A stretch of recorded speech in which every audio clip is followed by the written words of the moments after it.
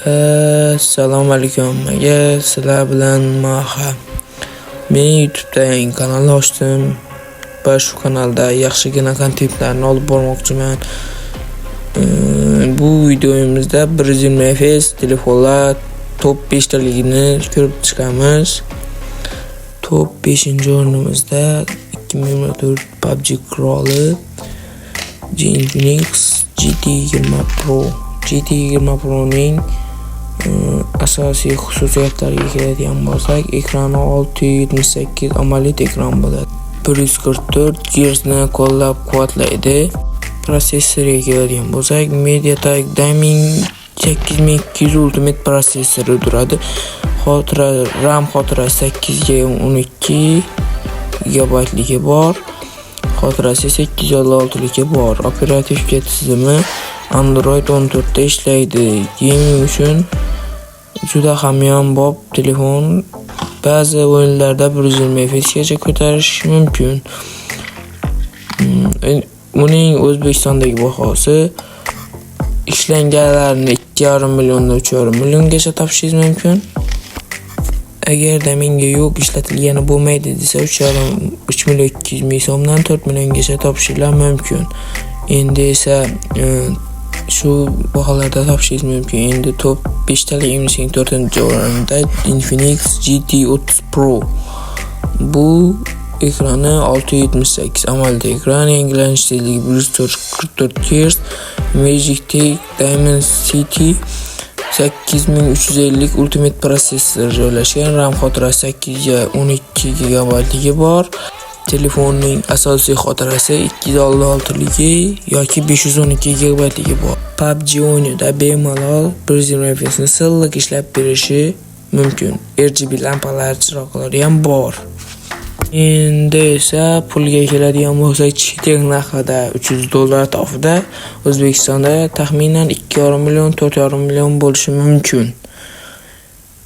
Top 5 taligimizning 3-o'rnida Poco X6 Pro, PUBG'chilarning eng zo'r telefonlaridan birisi. Bu telefonimizning xarakteristikalariga keladigan bo'lsak, ekrani 667 AMOLED ekran bo'ladi. Yangilanish tezligi 120 Hz tezlikda bo'ladi.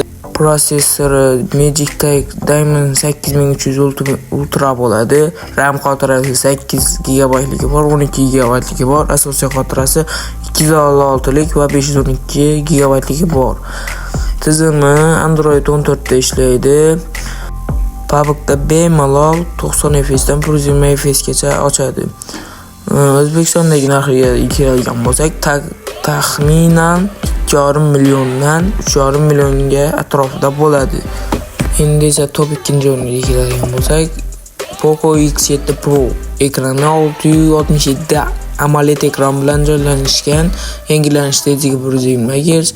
Protsessori MediaTek Dimensity 8400 Ultra bo'ladi. RAM xotirasi 8 GB ligi bor, 12 GB ligi bor. Xotirasi esa 256 lik, 512 GB ligi bor. O'yin uchun zo'r, kuchli chipda joylashgan. Bu mobilda 90 fps dan 120 fps gacha ishlab berishi mumkin.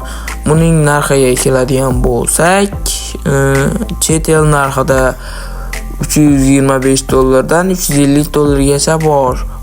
O'zbekiston narxida taxminan 2,5 milliondan 4,5 milliongacha topsanglar bo'ladi. Buni ham обязательно maslahat beraman.